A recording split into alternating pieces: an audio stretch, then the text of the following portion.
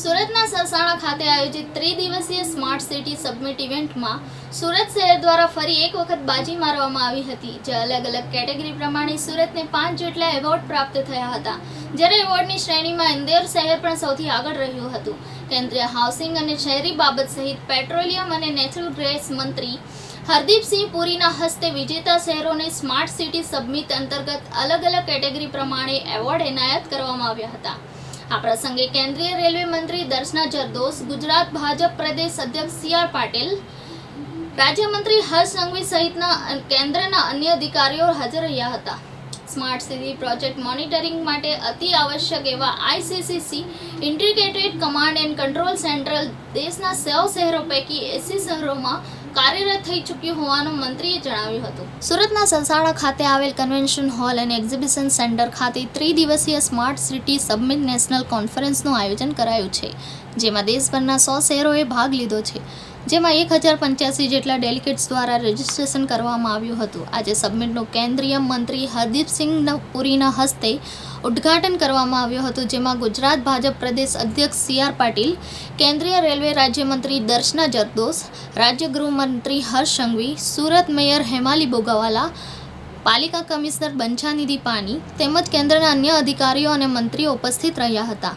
Smart city submit national conference નિમિત્તે 100 શહેરોના municipal કમિશનરો, chief સેક્રેટરીઓ સહિત અધિકારીઓ અને પદાધિકારીઓ ઉપરાંત તજજ્ઞો પણ હાજર રહ્યા હતા. તમામ મહાનુભાવોની ઉપસ્થિતિમાં અલગ અલગ કેટેગરી પ્રમાણે સ્માર્ટ સિટી અંતર્ગત 51 જેટલા એવોર્ડ એનાયત કરવામાં આવ્યા હતા, જેમાં સુરત અને ઇન્દોર એવોર્ડ મેળવવાની હરોળમાં સૌથી આગળ રહ્યા હતા.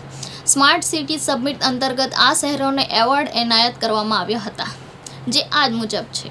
નંબર 1, ગવર્નન્સ પ્રોજેક્ટમાં પ્રથમ ક્રમે વડોદરા, બીજા ક્રમે થાણે, ત્રીજા ક્રમે ભુવનેશ્વર.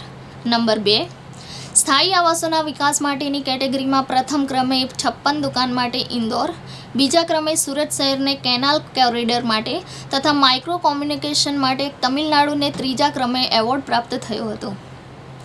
નંબર 3, સોશિયલ એસ્પેક્ટ માટે પ્રથમ ક્રમે તિરુપતિ શહેરને health benchmark of municipal school, બીજા ક્રમે ભુવનેશ્વરને સોશિયલ સ્માર્ટ ભુવનેશ્વર, ત્રીજા ક્રમે તુમાકુરુને ડિજિટલ લાઇબ્રેરી સોલ્યુશન માટે એવોર્ડ પ્રાપ્ત થયો હતો. નંબર 4, કલ્ચર કેટેગરીમાં પ્રથમ ક્રમે ઇન્દોર, બીજા ક્રમે ચંદીગઢ, ત્રીજા ક્રમે ગ્વાલિયરને એવોર્ડ પ્રાપ્ત થયો હતો. નંબર 5, ઇકોનોમીની કેટેગરી માટે પ્રથમ ક્રમે કાર્બન ક્રેડિટ માટે ઇન્દોર, બીજા ક્રમે તિરુપતિ, આગ્રાને ત્રીજા ક્રમે એવોર્ડ પ્રાપ્ત થયો હતો. અર્બન એન્વાયરમેન્ટ ક્લીન એનર્જી માટે ભોપાલ પ્રથમ ક્રમે, રિસ્ટોરેશન ઓફ વોટર બોડીઝ અને ચેન્નઈને બીજો ક્રમ અને ત્રીજો ક્રમ એનર્જી રિન્યુએબલ એનર્જી કન્વર્સેશન માટે તિરુપતિને ત્રીજા ક્રમનો એવોર્ડ પ્રાપ્ત થયો હતો. નંબર 7, અર્બન મોબિલિટી માટે પ્રથમ ઔરંગાબાદને માજી સ્માર્ટ બસ, બીજા ક્રમે સુરતને ડાયનેમિક શેડ્યુલિંગ ઓફ બસીસ અને ત્રીજા ક્રમે અમદાવાદને ઓટોમેટેડ પાર્કિંગ સિસ્ટમ એવોર્ડ પ્રાપ્ત થયો હતો. નંબર 8, વોટર માટે દેહરાદૂનને સ્માર્ટ સિટી વોટર સર્વિસ માટે પ્રથમ ક્રમ, વારાણસીને ઇકો રિસ્ટોરેશન ઓફ 80 રિવરને બીજો તથા સુરતને integrated and sustainable water supply સિસ્ટમને ત્રીજા ક્રમે એવોર્ડ મળ્યો હતો. નંબર 9, સેનિટાઇઝેશન માટે તિરુપતિને પ્રથમ, ઇન્દોરને બીજો તથા સુરતને ત્રીજા ક્રમે એવોર્ડ મળ્યો હતો. Number 10, ICCC integrated command and control centre માટે અગરતલાને એવોર્ડ મળ્યો હતો. Number 11, smart city leadership award તરીકે ઓર્ડિનરી માટે પ્રથમ ક્રમે અમદાવાદ, બીજા ક્રમે વારાણસી તથા રાંચીને ત્રીજા ક્રમે પસંદગી થઈ હતી. નંબર 12, કોવિડ ઇનોવેશન એવોર્ડ માટે સંયુક્ત રીતે ટ્વિન સિટી એવા કલ્યાણ ડોંબિવલીને તથા વારાણસીને એવોર્ડ મળ્યો હતો. નંબર 13, ઇનોવેટિવ આઈડિયા એવોર્ડ ઇન્દોરને કાર્બન ક્રેડિટ ફાઇનાન્સિંગ મેકેનિઝમ માટે એવોર્ડ મળ્યો હતો. નંબર 14, ઓવરઓલ સિટી એવોર્ડ તરીકે સમગ્ર ભારતમાં સુરત અને ઇન્દોરની પસંદગી કરવામાં આવી હતી. Number 15, state union territory award તરીકે ચંદીગઢને એવોર્ડ મળ્યો હતો. નંબર 16, સ્ટેટ એવોર્ડ તરીકે પ્રથમ ક્રમે ઉત્તર પ્રદેશ, બીજા ક્રમે મધ્યપ્રદેશ તથા તમિલનાડુને ત્રીજો ક્રમ પ્રાપ્ત થયો હતો. સ્માર્ટ સિટી સમિટમાં સંબોધન કરતા ભાજપ અધ્યક્ષ સી.આર. પાટીલ જણાવ્યું હતું કે આજે સુરતમાં ઘણો બદલાવ આવ્યો છે. સુરતમાં હવે ગંદકી જોવા નહીં મળે. પહેલા ગંદકીમાં સુરત આવતું હતું. સુરતની ઓળખ ટેક્સટાઇલ અને ડાયમંડ સહિત બ્રિજ તરીકેની પણ છે. સુરતના ગ્રોથમાં અગાઉના પાલિકા કમિશનર અને હાલના કમિશનરનું મોટું યોગદાન રહ્યું છે. ગુજરાતીઓ માત્ર હાથ ઊંચો કરે છે આપવા માટે, નહીં કે લેવા માટે. સુરતના લોકોનો સ્વચ્છતામાં મોટું યોગદાન રહ્યું છે. શહેરીજનોએ સ્વચ્છતામાં ઘણો સાથ સહકાર પાલિકાને આપ્યો છે. 80 કરોડ રૂપિયાની ફાળવણી સીસીટીવી કેમેરા માટે અને શહેરના લોકોએ ફાળવણી કરી હતી.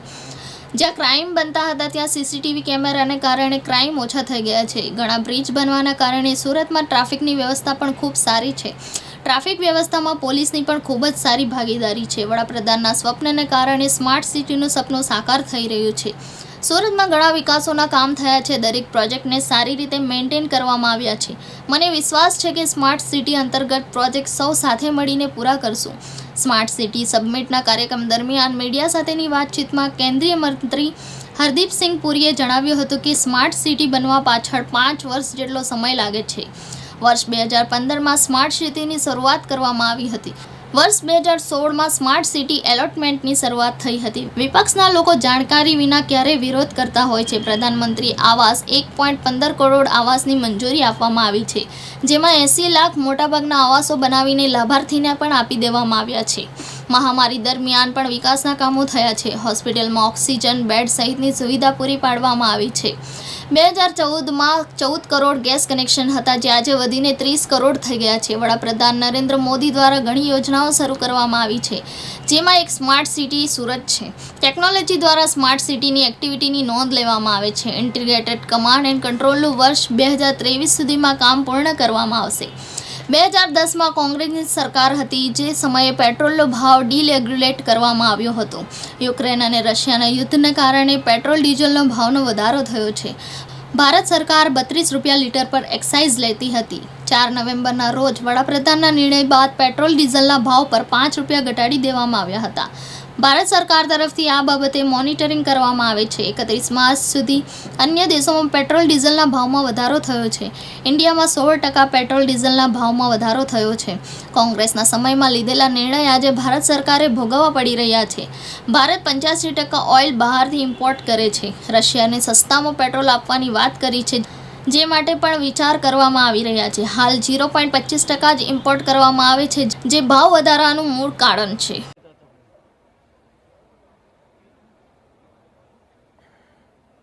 नमस्कार, मैं आप सबका यहाँ पे नमस्कार। मैं अपनी तरफ से और मैं अपने साथियों की, हमारे मंत्रालय में MOS हैं कौशल किशोर जी, दर्शना जी को तो आप जानते हैं सब, हिमाली जी और बाकी हमारे सचिव, आप सबका स्वागत करना चाहता हूँ। I don't have a prepared text.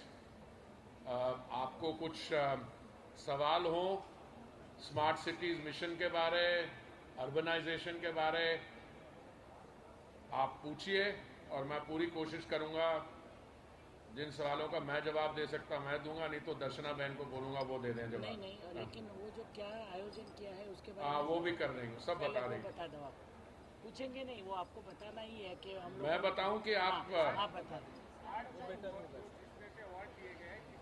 हाँ, वो ही बताना है, पूरे प्रोग्राम के बारे में बताना है। नहीं, ऐसा है कि अवार्ड क्या किया गया और कैसे किया गया उसके बारे में मैं नहीं बताऊंगा, उसके बारे में कुणाल आप आइए ज़रा। मैं आपको स्मार्ट सिटीज़ के बारे में बताना चाहता हूँ थोड़ा सा, फिर अवार्ड्स पे आ जाते हैं। देखिए, माननीय प्रधानमंत्री जी ने अर्बन स्पेस के लिए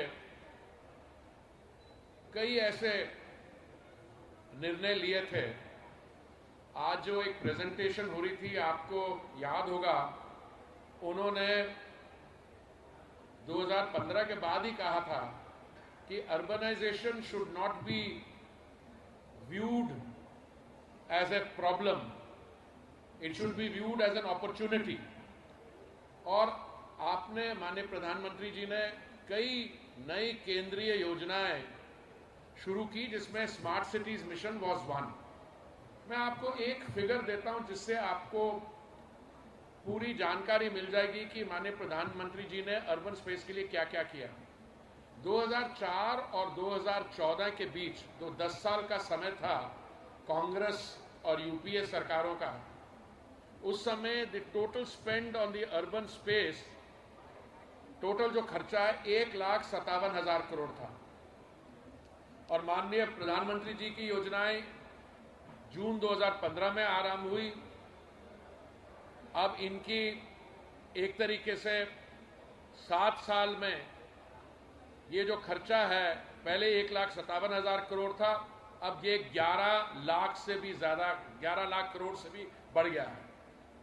इसमें से स्वच्छ Bharat mission, smart cities mission, बाकी योजनाओं के बारे तो आपको शायद थोड़ी जानकारी हम देते रहते हैं, but smart cities mission is one of the most successful executed missions. मैंने कुछ आज आंकड़े दिए कि 2016 में जनवरी में जब पहली 20 स्मार्ट सिटीज की घोषणा की गई और 2018 में आखिरली जो की गई, और अब 100 स्मार्ट सिटीज हैं, कितने प्रोजेक्ट्स टेंडर हुए, कितना काम शुरू हुआ है। और मैंने कंक्लूजन में ये भी कहा था कि आज जो कि स्मार्ट सिटी का नर्व सेंटर होता है integrated command and control centre, जहां से सारी स्मार्ट सिटी की एक्टिविटीज वहां से मॉनिटर होती हैं टेक्नोलॉजी के द्वारा।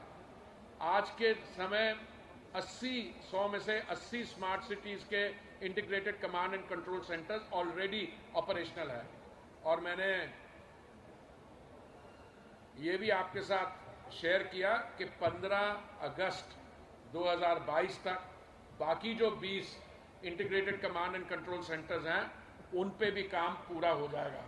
अब मैं रिक्वेस्ट करूंगा कुणाल कुमार जी को, वो आपको जानकारी देंगे कि जो आज अवार्ड्स दिए गए हैं कौन कौन सी कैटेगरी में दिए गए हैं और इनकी क्या विशेषता है।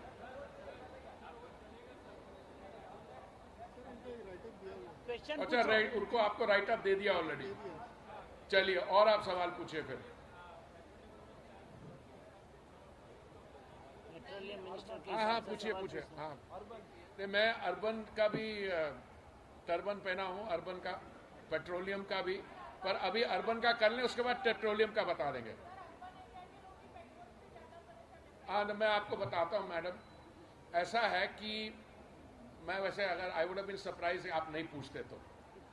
देखिए 2010 में जब कांग्रेस की सरकार थी तो पेट्रोल का जो दाम है उसको डीरेगुलेट कर दिया गया। डीरेगुलेशन का मतलब यह है कि जो भी इंटरनेशनल प्राइस होगा पेट्रोल का, उस पे आप cost of freight, cost of insurance, dealers commission और एक्सचेंज रेट करके तो फिर वो प्राइस होगा। अभी महामारी के दौरान लॉकडाउन के कारण इकोनॉमिक एक्टिविटी बिल्कुल कम हो गई थी, और आप, मुझे याद है 25 मार्च को जब भारत में और बाकी देशों में लॉकडाउन हुआ तो पेट्रोल का दाम गिरता गिरता $19.56 हो गया था। उसके बाद जब इकोनॉमिक एक्टिविटी रिवाइव हुई और अब खास करके अभी जो यूक्रेन में और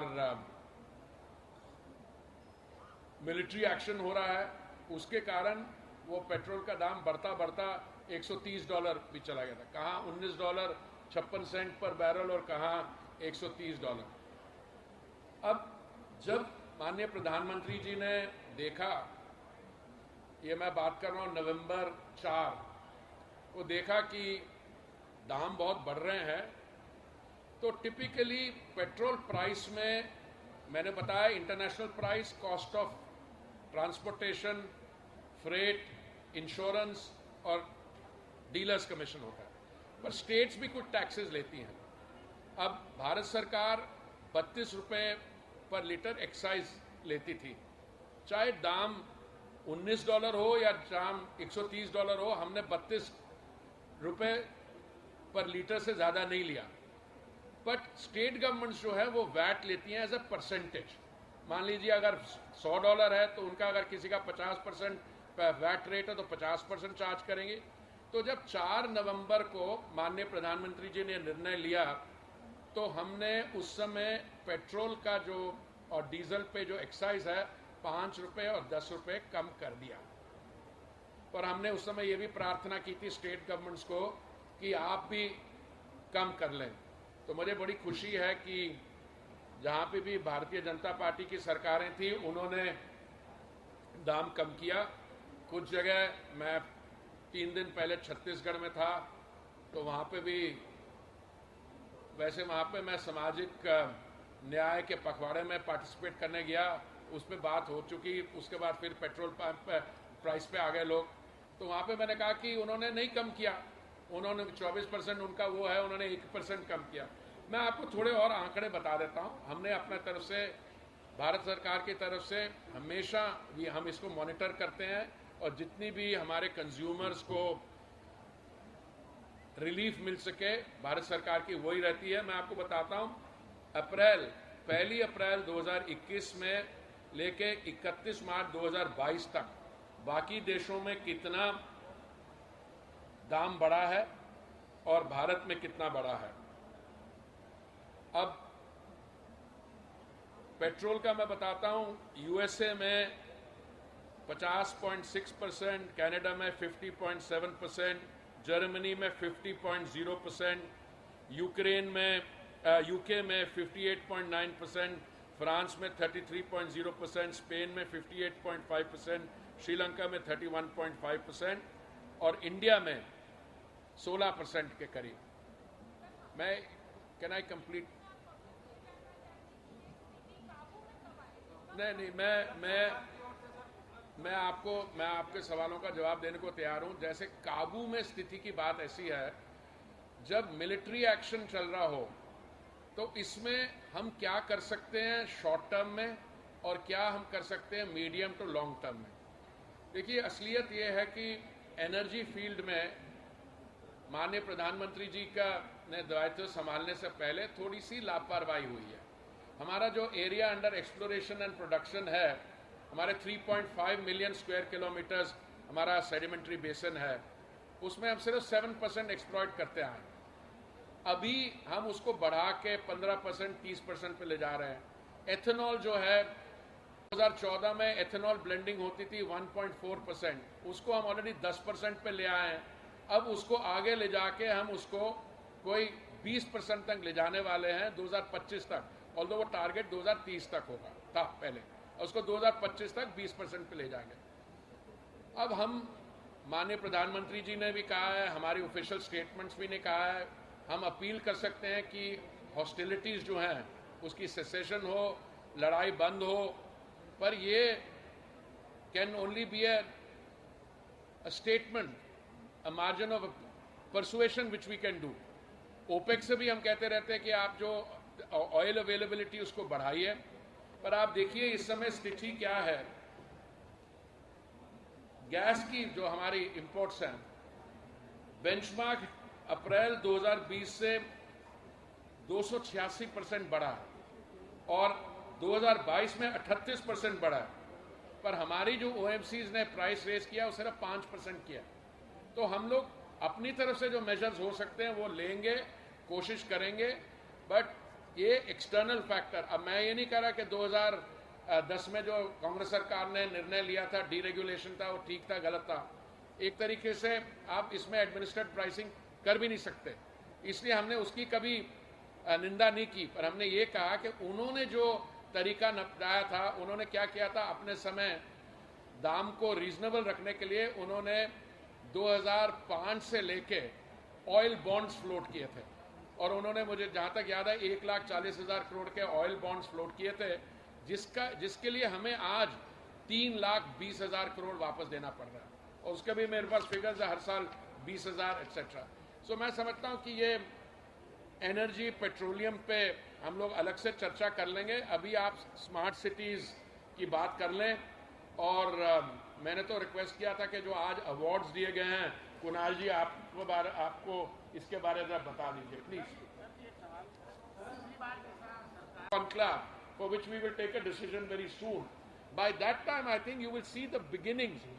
पहले तो सिनिसिज्म होती थी, स्मार्ट सिटीज क्या है, अब वो क्लियर हो गया, smart roads, smart garbage collection, smart traffic control, ease of living. It's very clear, it's very documented. But on top of that, when it becomes a people's movement, people will demand it as a right.